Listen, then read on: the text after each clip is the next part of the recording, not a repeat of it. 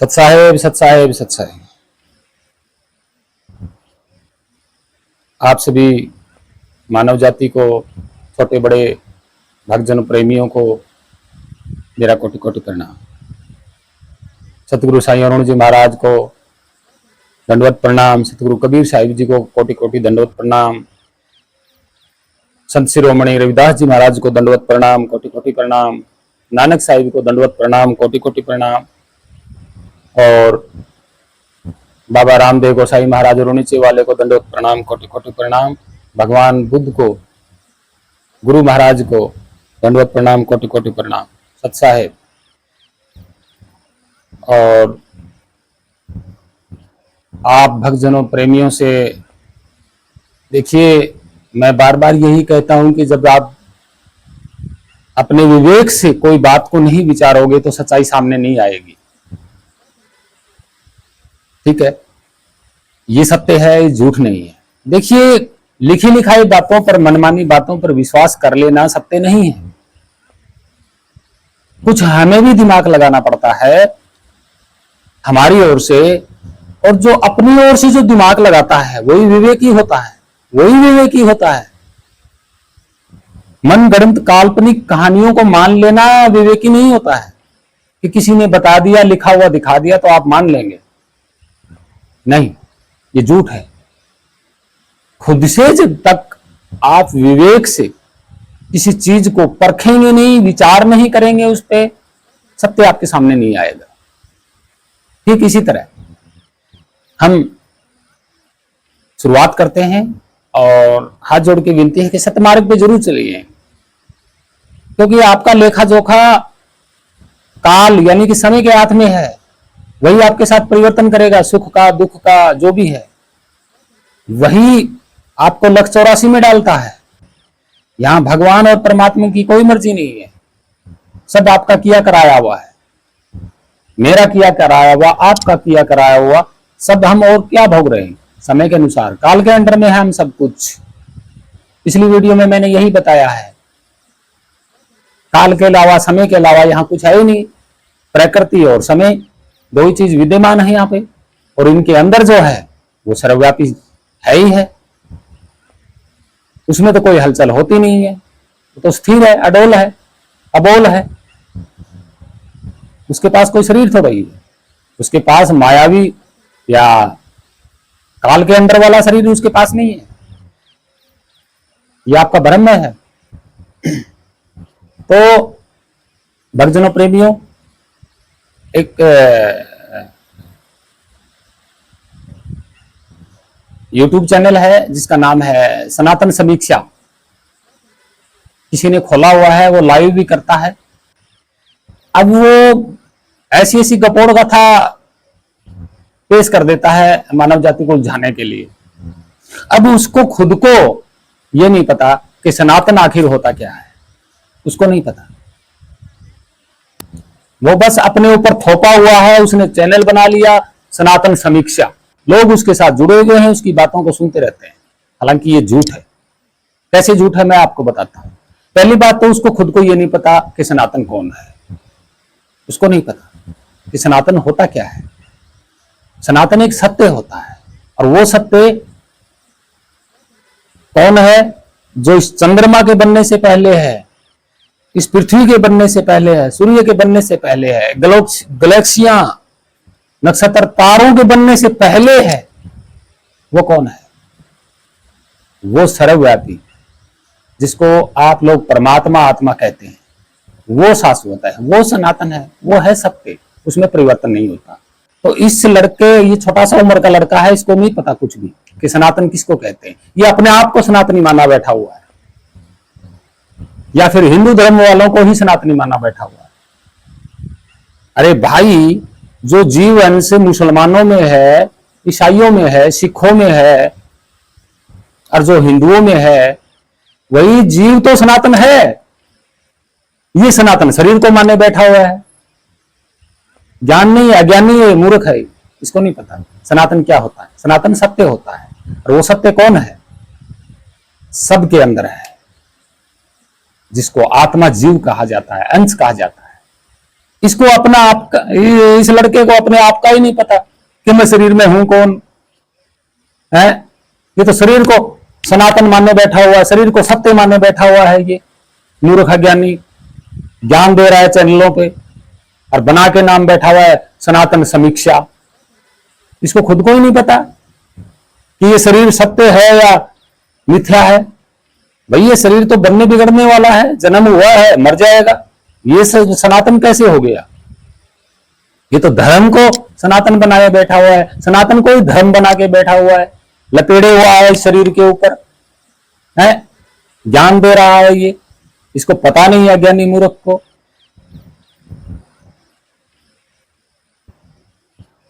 इसकी वीडियो देखिए जरा,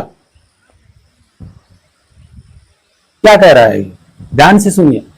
बहुत से नवबोध ये गलतफहमी फैलाते हैं कि बुद्ध से पहले ना तो ब्राह्मण थे और ना ही वेद थे, लेकिन आज इस बात का खंडन हम बाबा साहब अम्बेडकर के द्वारा लिखी गई उनकी ही पुस्तक से देंगे कि बुद्ध के समय ब्राह्मण थे अथवा। आप सुन लिया आपने, बाबा साहब की प्रसिद्ध पुस्तक बुद्धा एंड बुद्ध के जमाने में, जिसे उन्होंने खुद लिखा था, जो कि 1957 में सिद्धार्थ कॉलेज प्रकाशित की गई थी। उसके पहले संस्करण के पेज नंबर 9 ये यजुर्वेद था है। ये कह रहा है पिता शुद्धोधन ने उद्दिच देश के उच्च कुल के प्रतिष्ठित भाषा शास्त्री, व्याकरण शास्त्री, वेद वेदांग और उपनिषद सब डॉक्टर भीमराव साहब ने बुलावा भेजा। स्वर्ण कलश अपनी पुस्तक में लिखा उनके अधीन शिक्षा के लिए और ये सेंट्रल और यह व्यक्ति सबमित भगवान गौतम बुद्ध का पुस्तक है, गुरु बना। इस बात से ये स्पष्ट होता है, प्रमाणित भी है, इस पे मोहर लगी हुई है। वेदांग उपनिषद ये शो कर रहा है इसी किताब के पेज भगवान बुद्ध के जमाने में ब्राह्मण भी थे, वेद भी थे। महामाया की स्वप्न की व्याख्या के लिए शुद्धोधन ने 8 ब्राह्मण बुलाए। उनका इसमें किताब कौन सी खोल के दिखाई? जमीन पर फूल बिछाए, ऊंची कुर्सियां सजाई गई, अंग्रेजी की चांदी के पात्र भेंट किए गए, अंग्रेजी की दिखाई। इसमें सबने देखा। अभी ये वीडियो कंटिन्यू चलेगी, देख लेना। नए वस्त्र और ये बार-बार उन्हें दान दी। अंग्रेजी वाली दिखा रहा है। साफ है कि बुद्ध के पहले भी ब्राह्मण मौजूद दिखा रहा है और वे सम्मानित थे। अब इसकी पोल मैं खोलता हूँ, इसकी पोल मैं खोलता हूँ। ये क्या है?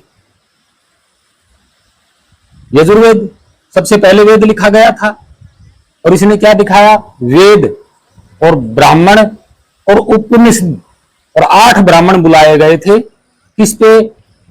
भगवान बुद्ध का जन्म हुआ था तब। ये बता रहा है और यही वेद था वो, क्योंकि सबसे पहले वेद तो ऋग्वेद है। ये रहा, और वेद का इसने नाम लिया है। यही वेद था या वेद कोई और था? बताइए जरा। नहीं, वेद तो यही है ना, और तो वेद है ही नहीं। और इसी वेद की ये बात कर रहा है कि भगवान बुद्ध के जमाने में था। अब इसकी पोल खोलते हैं। कैसे पोल खोलते हैं? अगर ये वेद था, सोचिए, विचार से, विवेक से सोचिए, लिखित बात पे मत जाइएगा। अगर ये वेद था, ऋग्वेद, तो ये क्या संस्कृत में लिखा गया था? जरा सोचिए, विचारिए। अगर ये वेद था तो ये तो संस्कृत में है, ये तो संस्कृत में है। अगर ये वेद था, शुद्धोधन शाक्य जो भगवान बुद्ध के साम्राज्य में, भाई वो राजा था, उनके राज्य में अगर वेद थे, अगर ब्राह्मण था, तो उस वक्त संस्कृत भाषा भी होनी चाहिए। अगर उस वक्त वेद था और ब्राह्मण थे, तो संस्कृत भाषा होनी चाहिए उनके साम्राज्य में। इसने क्या बोला है? वेद थे, ब्राह्मण थे। वेद थे तो किस पे थे? कागज पे, पत्थर पे, किस पे थे? किस पे थे वेद? भाई शिलालेख पे थे या कागज पे थे? ये तो नहीं बताया इसने, बस एक पेज खोल के दिखा दिया। लेकिन मैंने अपने विवेक से बता रहा हूं ना, मैं अपने विवेक से कह रहा हूं अगर वेद थे तो वेद किस भाषा में थे? क्योंकि वेद जो पहला है, ऋग्वेद जो लिखा गया है, वो संस्कृत में है। अगर संस्कृत भगवान बुद्ध के जमाने में थी तो ये वेद, अगर संस्कृत में था, अगर भगवान बुद्ध के जमाने में ये वेद था, लिखा गया था, तो फिर आप बताइए शिलालेख पे मिलेगा? भाई वेद कोई छोटी चीज नहीं है, बहुत बड़ी चीज है। आज के जमाने में ब्रह्मा के पुत्रों के लिए बहुत बड़ी चीज है ये वेद। तो किस पे लिखा होगा? कागज तो था नहीं, ये तो झूठ गपोड़ मार रहा है ये लड़का। तो शिलालेख, अभी अहम जो बात होगी वो शिलालेख पे लिखी जाएगी, वेदों का जिक्र होगा। भाई मैं तो पूर्णीय चीज है, अगर यही इसी का नाम किसी शिलालेख पे नहीं लिखा जाएगा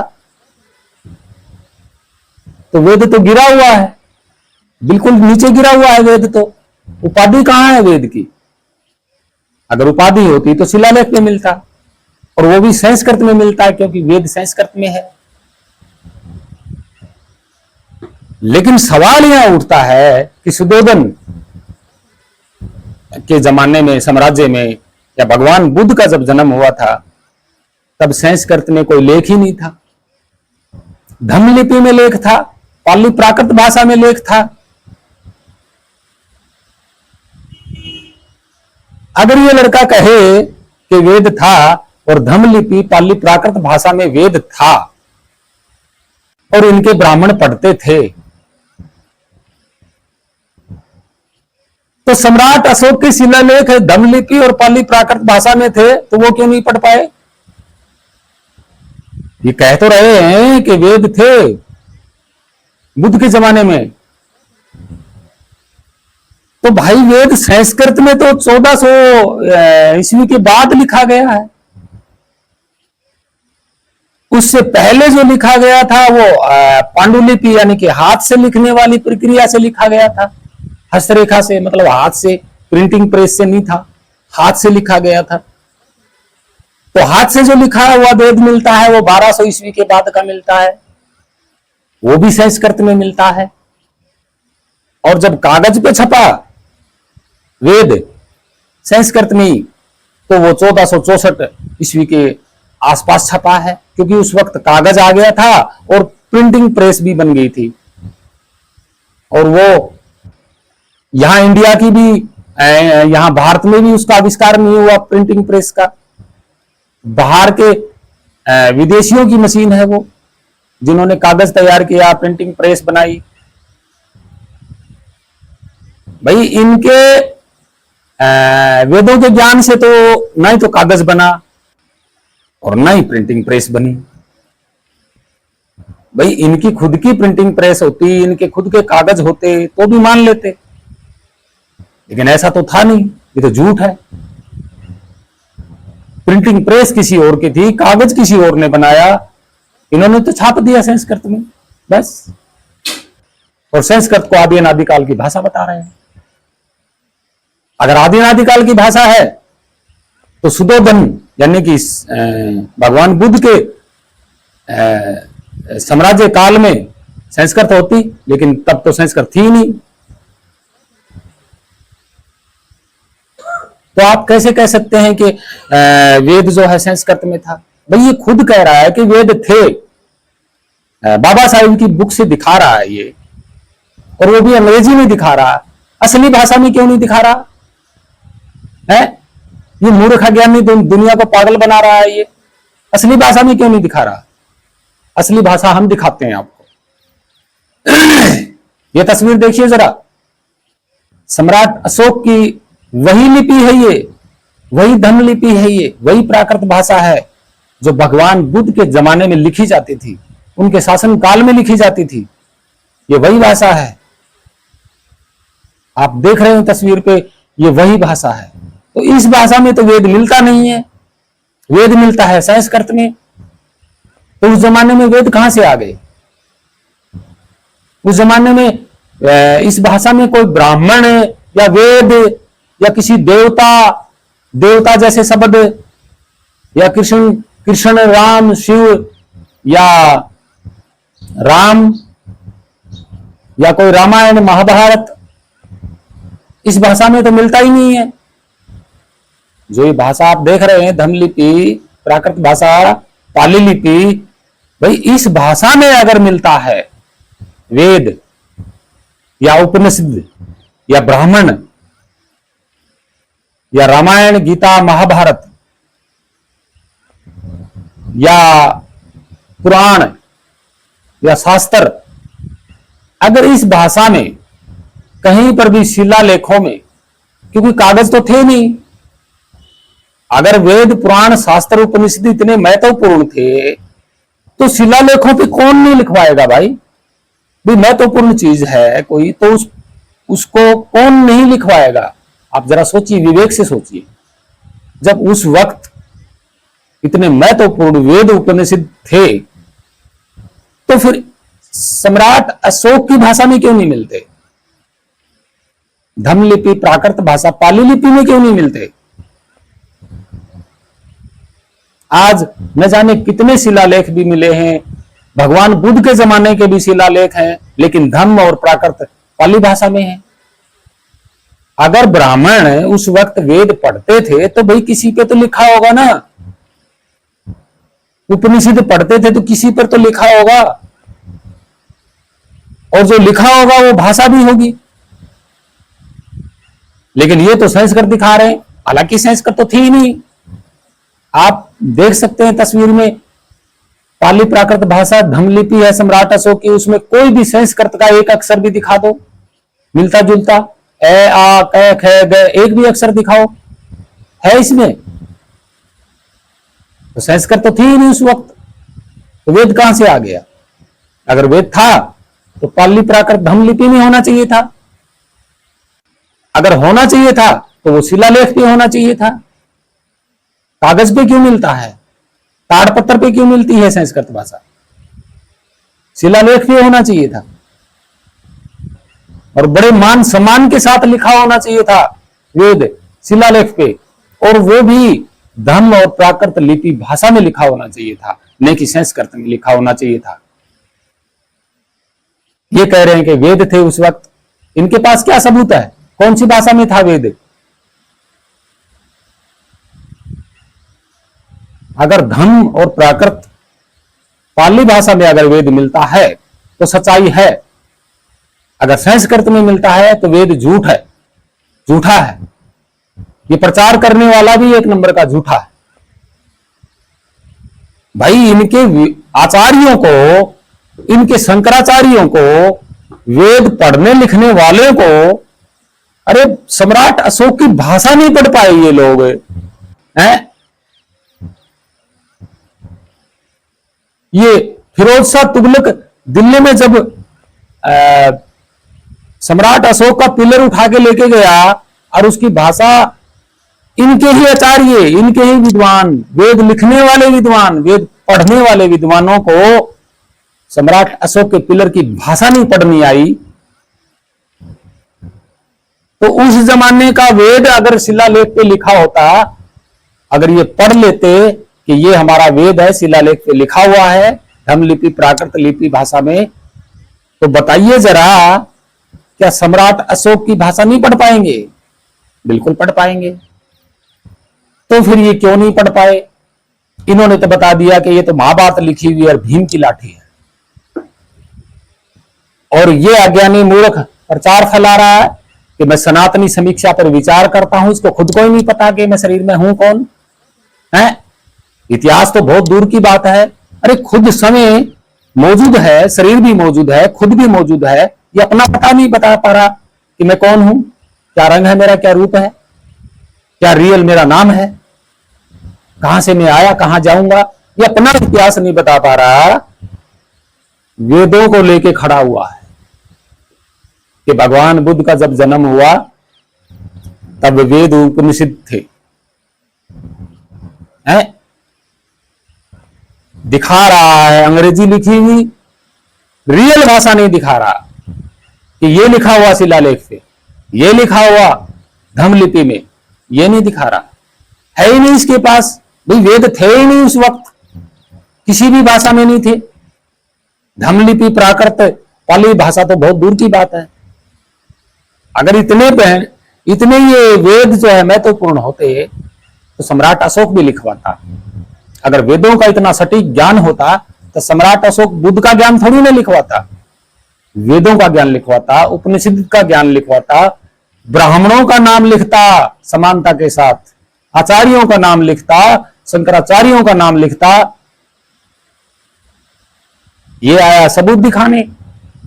ज्ञानी मूर्ख बना बैठा है सनातन, इसको खुद को ज्ञान नहीं है सनातन क्या है। ऐसे लोग तो मानव जाति को भ्रमित करते हैं। तो भक्तजनों प्रेमियों, इतिहास के साथ साथ कोई चीज देखने से पहले अपने विवेक का भी इस्तेमाल कीजिएगा, सच्चाई सामने आएगी। तो सत साहेब आशा करता हूं भ्रमित ना है ऐसे लोगों से और सतमार्ग पे चले। भगवान बुद्ध के जमाने में ना कोई उपनिषद था, ना ब्राह्मण थे, ना वेद थे। ये सत्य है। सत साहेब, पूरी मानव जाति को प्रणाम। सत साहेब, जय भारत माता, जय पृथ्वी माता। सत साहेब।